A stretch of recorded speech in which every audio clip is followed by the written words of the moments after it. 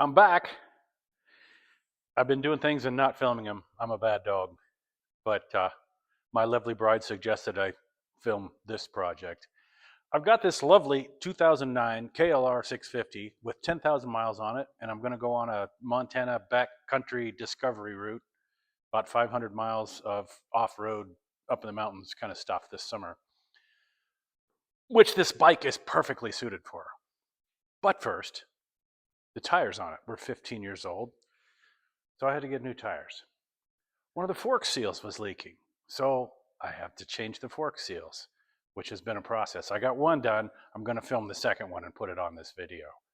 I had to get side bags for it so I can carry some gear. There's lots of butt firsts. So without further ado, let's film the wrestling with the forks and the seal. Okay, here we are in the fork rebuilding section of the shop. Like I said, I've already done one. I replaced the seal, put the dust cover back on. I have not put the spring back in it because I'm replacing the stock spring with progressive springs. Not to say they vote Democrat or anything, but the front end on this bike has always been horrible. It dives, it clunks, it bottoms. There's just no strength to it at all. So I'm putting bigger springs in it before I go for a ride. But first, I'm gonna go put an apron on because I trashed a pair of pants yesterday by squirting fork juice all over them.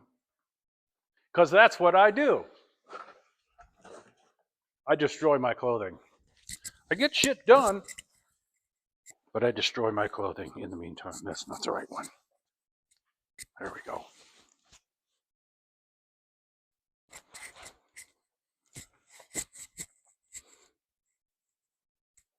So all of the research I did on how to get these forks apart on a Gen 2 KLR650 say that you need to either have the special tool or make a tool with a nut on the end of a post to stick down in the end of the fork, which is also here after you take that off, so that you can get that off of there.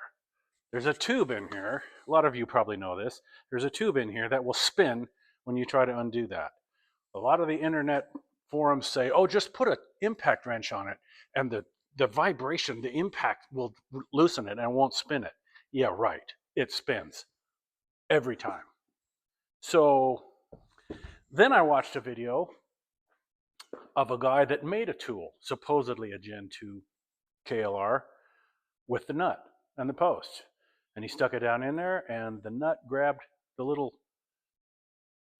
top lip of the other tube that's in there. I can't remember what it's called, and stopped it from spinning. So I looked down in mine, and there's nothing to grab. The tool won't work. I went and bought nuts. I was going to build the tool. Start looking down in there. No, it's not going to work. So back to the drawing board. And another guy, he gets a piece of wood and he whittles it down so that it'll go down inside here, like that. One guy used a broom handle because the end of it was narrow enough to be driven down into the inside of that tube, and it grabbed hold of it so that you could back it off with that impact gun. So that's what we're going to do on the second one. It already worked on the first one. So let me take some of this stuff off and I'll come back to it. Okay, well, the yoke is loose. I'm going to take the boot off. One boot, no holes, no tears.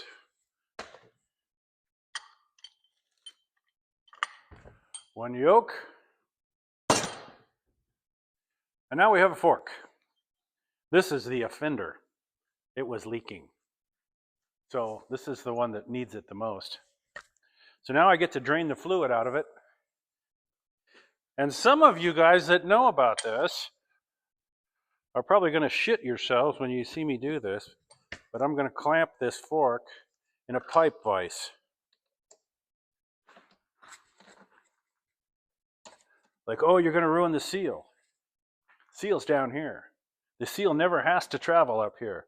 So any scratching that I do, I can sand it off, and all this has to do is go up into the triple clamp. So I don't care. Besides, I did that one that way, and it didn't hurt it a bit. The problem I did have is that the container I got to drain the fork oil into sat right there and caught all the fluid. And when I came up the next day, all the fluid was spreading across the floor because there was a big crack in the bottom of that container. So about 10 pounds of kitty litter solved the problem. Today, we're going to use a different container.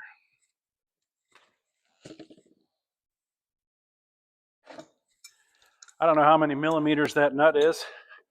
I don't care. It's not on there that hard. And this crescent wrench will grab it just fine. You know, and some people say, oh, there's pressure in there. There's a tiny bit of spring pressure. This bike is not new enough to have air pressure in it. There's no air fitting. There's no Schrader valve. So I'm just going to be careful with it and not let it go boing across the room. There's a little bit of pressure, and there goes the fluid.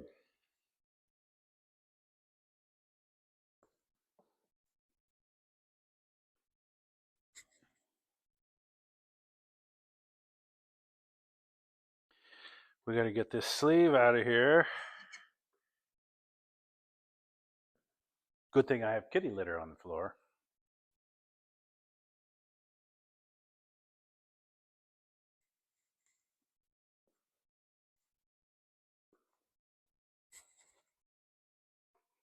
And shop rags oh plenty. I'm not going to reuse this anyway. Not with the new springs. With the new springs, they give me a piece of PVC pipe to cut to length to sit on top of those springs to take the place of what this does in a stock fork.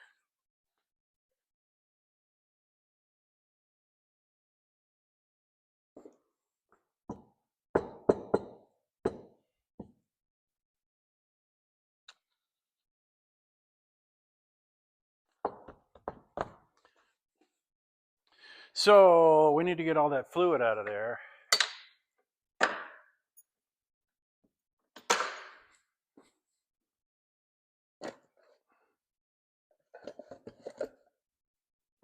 Making it run downhill is a lot faster way to get that out of there. Dumping it out of there is a lot faster way to get it out of there too. Supposedly if you pump it, oh yeah.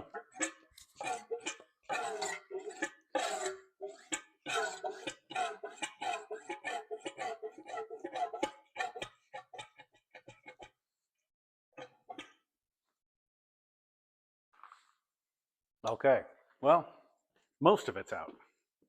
Most all of it's out. So now we use our internet trick.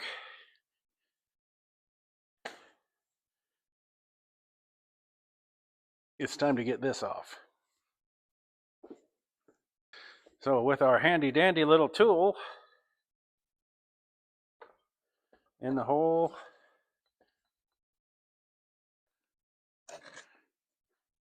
lovingly put it in place. Now when we unscrew that, that's going to go that way. So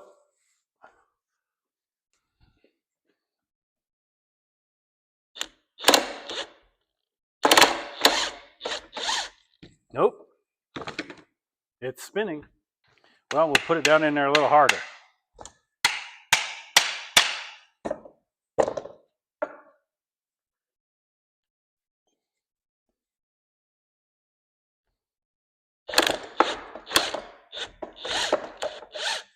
Nope, the whole thing is spinning in there. So, we get this out of here. What's happening is that this part, that is what I drove down into that tube to try to hold it, it worked on the first one, but it deformed the wood, so the wood no longer has any bite. And it's covered with fluid. which is why it's not biting on this one. So I'm going to go over to the table saw, shave this down, get some fresh wood, and drive that in there.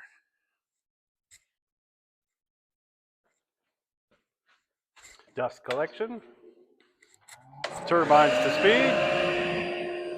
So we got to cut that off. Now we need to make this a little small.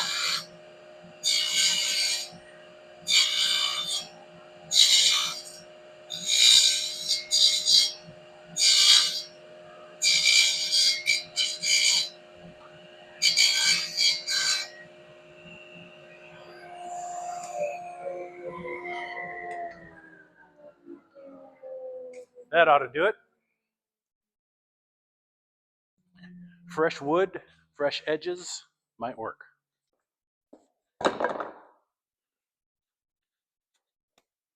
This is messy work, so I try to wear gloves when I remember. Okay, we're going in. We need our spin stopper.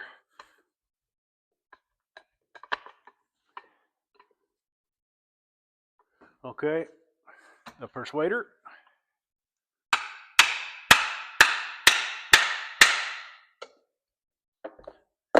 Will she hold?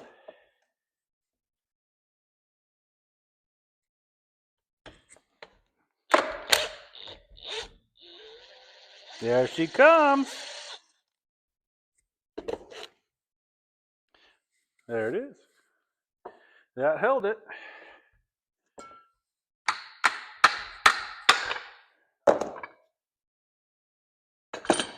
Now we can take these apart. Oh, let me get this dust cap off of here first. There it is. And we're oozing fluid some more. Let me see if I can pump some more out of there.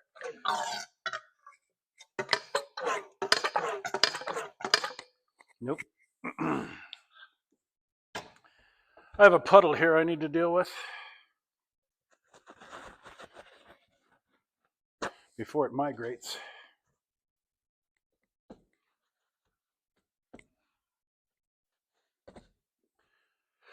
Okay. So this guy's complete and waiting for fluid. So we'll set him over here. Stay. This one needs to come apart.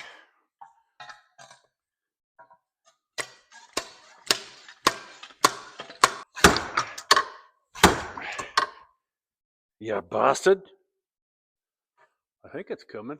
Oh. Oh. I'm a dumbass. There's a little spring keeper in there to keep that from happening.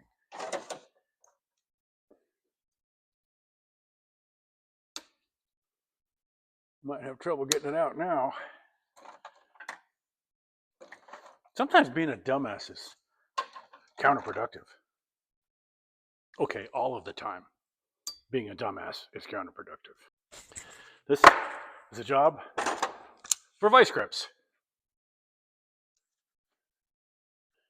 It's supposed to be a little more round than that, but it is spring steel, and if I can get it back on the same plane, it will spring back into place once I put my dumbassery away and put it back together correctly. So, there she blows.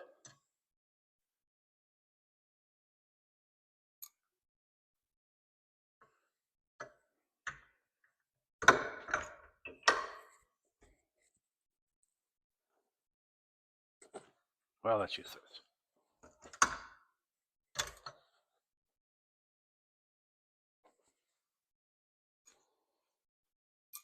Okay, I'm just going to leave that washer on there. There's no reason to take that off. This is the seal, the offender. It's going away. This is that tube that the that Allen wrench or Allen bolt on the bottom of the fork was screwed into.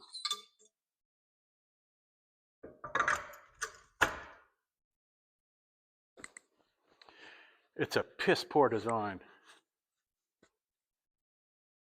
See, the Allen screwed into here at the bottom, This was up inside there, and this is what I had to drive my piece of wood into to try to hold it from spinning.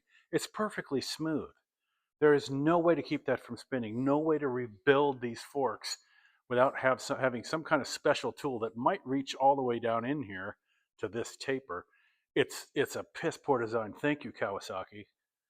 But I am smarter than a dumbass Kawasaki engineer. Well, me and a few YouTube videos anyway. So, we clean this guy up. So we'll clean things up. It looks pretty good in there.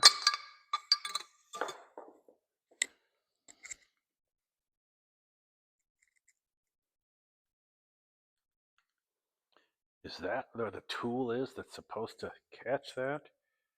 Okay, I know there's guys out here that have rebuilt forks many times, and they're laughing at me, which is fine. Once I do this another couple of times, I'll be able to laugh at the next guy. But for now, I'm the noob. I get it. One of the YouTube videos I watched on how to do this said to, lube up the new seal, which makes perfect sense. He also said to put some plastic over the fork and slip the new seal over the plastic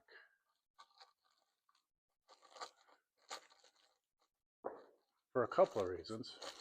One was it makes it slide down through there, down on the fork easier. The other is that if there's any burrs or rough spots on the fork, which there aren't, this allows the seal to slide by them on the plastic bag and not get damaged. The other suggestion that guy made was having a piece of pipe, just the right size, to drive that seal in place, which I have.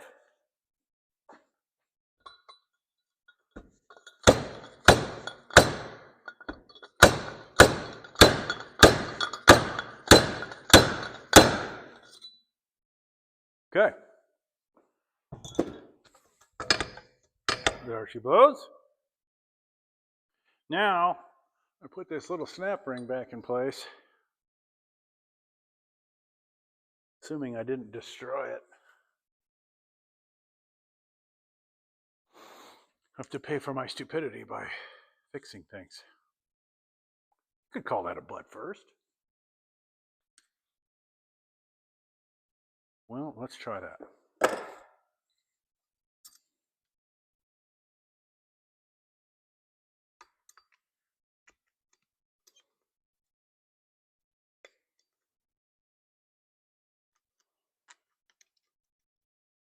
Way better. Problem solved.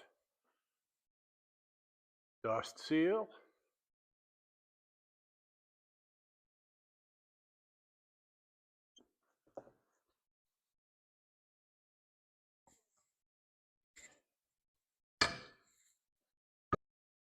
I'm not going to replace that copper washer. I'm sure it's a crush washer and it would like to be replaced. It didn't leak before, so I'd like to believe it's not going to leak now. Could be famous last words.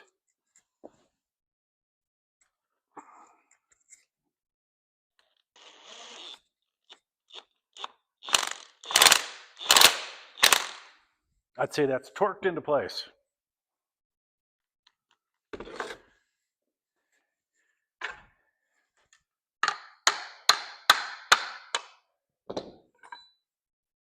There we go.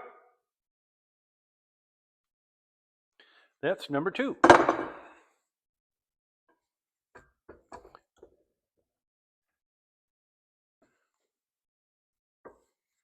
So now it's time to put the springs in. So before that happens, I need to read the instructions so I know which end goes which way. I think I know. but I'm going to read first. I read the instructions. The instructions say to put the close wound coils up. See, here's the difference. Big difference in springs from stock to aftermarket. So we'll put that in there. And then we're supposed to measure. You know, I think I'll put this down just a bit so I can get to it a little better. Say, do we need to measure?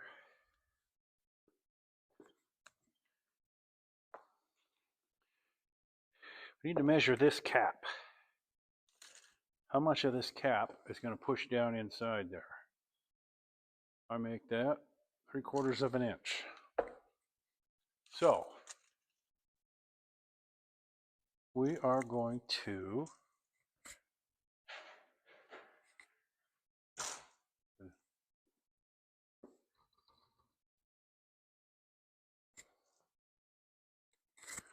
put this washer up here. There's the other one. So this will come up, the washer will go in, and we'll measure.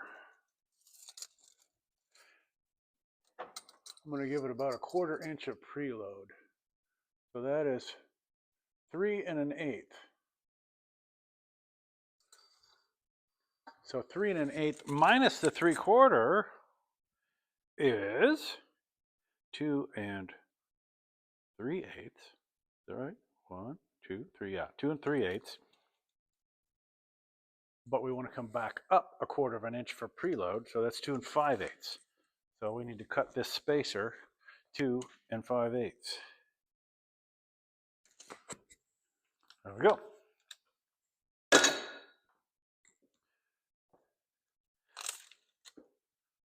Two and 5/8.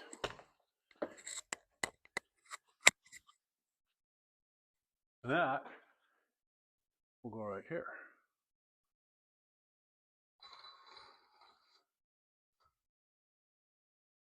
So when we screw that on there, this is just temporary because we still have to put fluid in it. Fork oil. Rather than assume this one is exactly the same, I'm going to check it. Come on.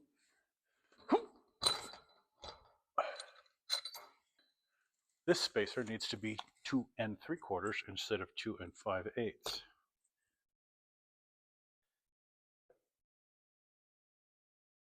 So this is the left.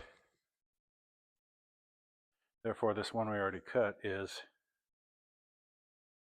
right. So 2 3/4 inches. Cut. 2 3/4.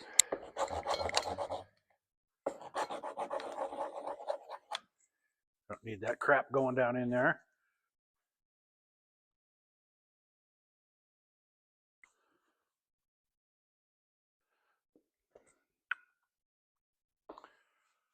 Okay.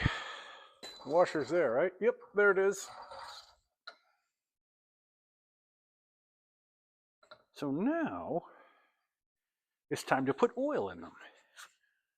I'm going to do a little more research on how much oil to put in it because you can find all kinds of different information on the internet, and I already have. Some guys say that you put the oil up to a certain level and measure it from the top. Some guys say you put 273 milliliters of oil in it and call it good. So I'm going to do just a little more research and pick the best answer out of all the answers that differ from one another. I'll be back. Okay, what I've decided to do is follow the advice I found from 2 different people with the progressive springs that I have.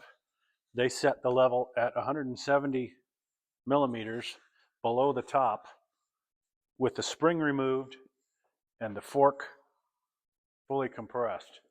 So there's the spring.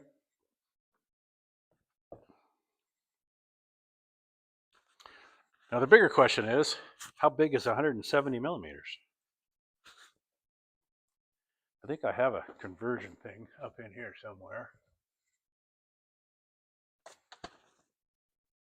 Drill chart size, fraction decimal metric equivalents. Millimeters, millimeters, millimeters. So this only goes to 25.4 millimeters. So we're going to have to do some math.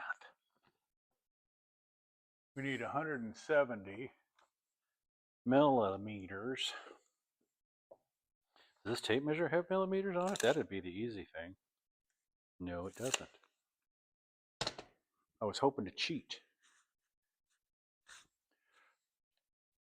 There's another cheat I can use, but I need this phone. The great Google has spoken. 170 millimeters is 6.6929 inches. And here we have some 10-weight fork oil.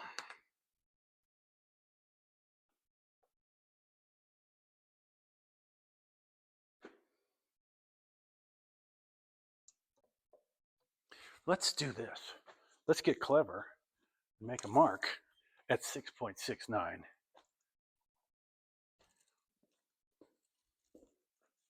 Which is going to be just over 6 5/8, probably 11/16 is close enough. We're going to go 6 11/16.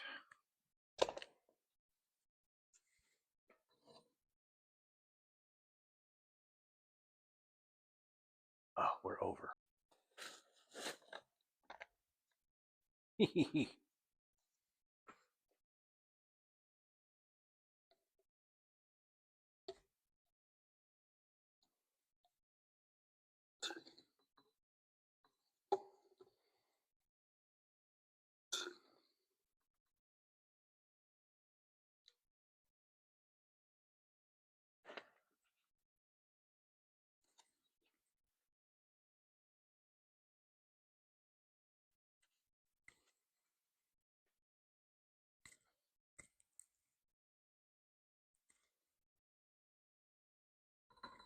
Still a little high.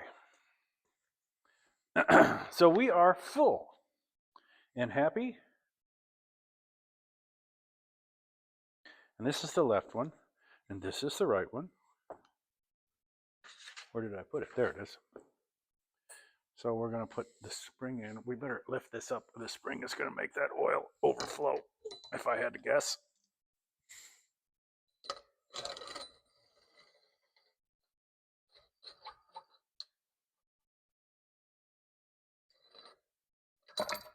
Blink.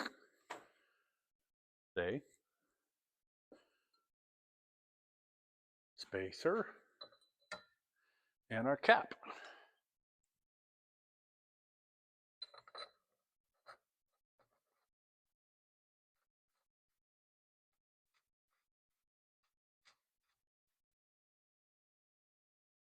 Getting a little bit of preload out of it.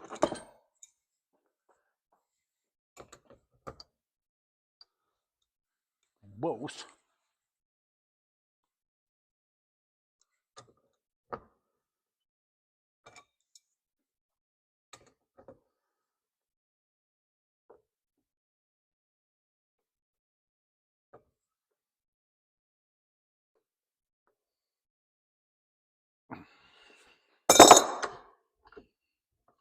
There. There's one. Seems to work like it should.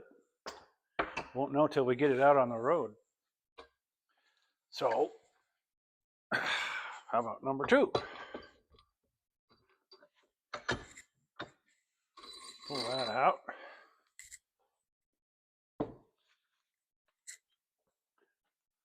Dump all the rest of this in there. Naturally, they calibrate these so it takes just over 1 bottle. So you have to buy 2. And then you have 3/4 or 7/8 of a bottle of fork oil sitting around for the rest of your life.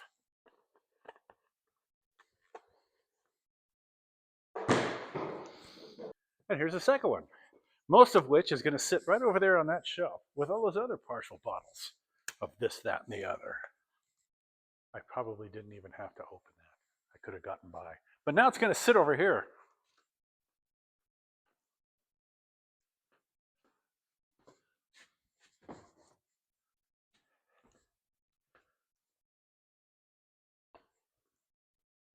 That's $20 I'll never get back.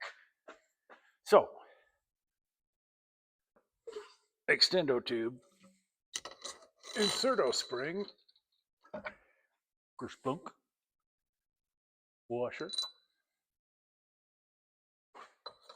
spacer. Hey, get back in there. Oh, that's coming down. We don't want that. Again, these videos I make are not how to. It's just a what's going on video. Once I get that fork clamped in the triple clamp, I'll tighten those nuts again. Well, they feel about the same, which is a good thing. Okay, the next move is to install the forks on the bike, right? Well, here we are over at the bike. I'm going to put the forks on it. But first, I'm going to clean out the inside of the triple clamps so that the forks will slide up into them nicely. One guy on the internet even suggested lubing the forks just a little bit so that they slide up in here better.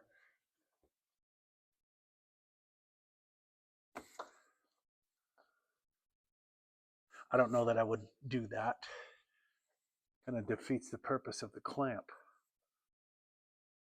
I would think it would impede the ability of the clamp to hold on to the thing. Here at the One Heart Ranch, we like to apply as much common sense as possible.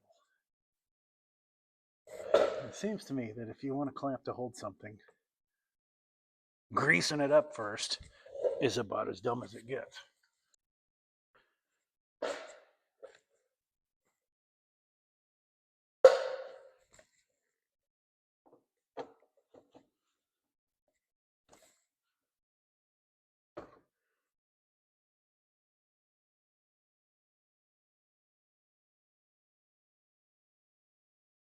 Right there, that's where I want it. Of course, is it straight? Oh, it'll spin, perfect.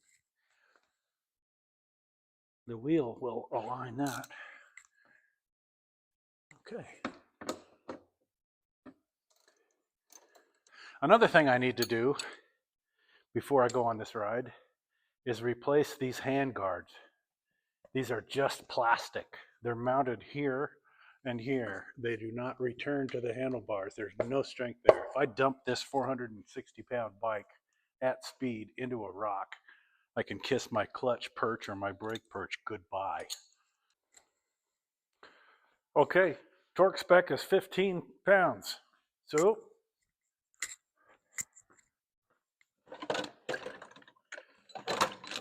we need a torque wrench. Oh, those are inch pounds. Will this one go as low as 15?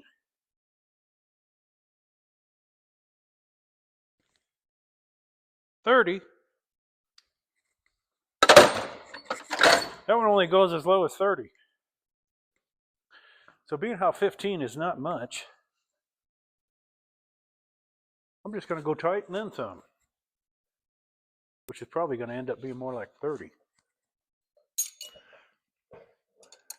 But if they only require 15, that is not going to go anywhere. That would be my biggest concern.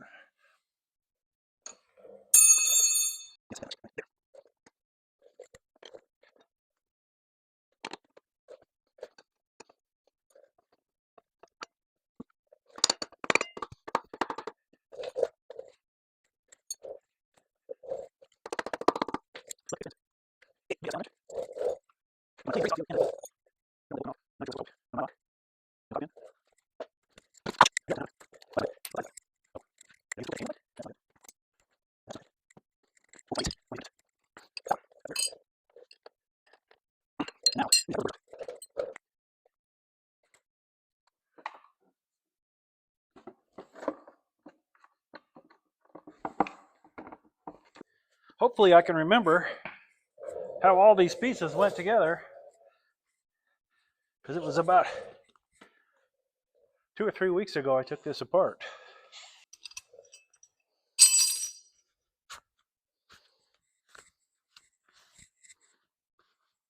Well, I think that's going to conclude our fun for today, because it's in. It's just a matter of tightening and adjusting the rear wheel, and I'll lube the chain and then finish putting these bags on, and then I'll take it for a ride, see how it handles. I need to order some bark busters, and I believe the temperature gauge is not working, so I'll have to test not only the thermostat but the sending unit. And maybe then we'll be ready to go. Well, it's another day. I'm well rested and well adjusted. And speaking of adjusting, we're going to adjust this back wheel and tighten it up and lube the chain.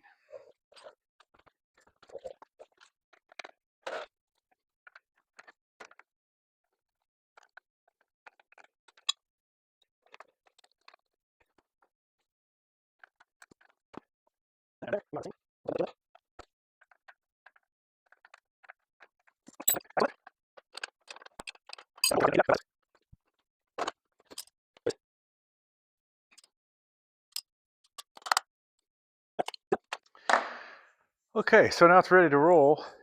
I just need to finish putting these bags on, and then I'm going to put this on, because I have to have some navigation while we're in the backcountry. And you never know when I might want to consult the great Google about something. So that concludes the rebuilding or changing of the fork seals and getting the bike rolling again. So until next time. Well, it seems like it's only been a minute since I told you I was done, but it's actually been a couple of days. I tore the cowling off and got into the electrical so I could add this phone holder and charger.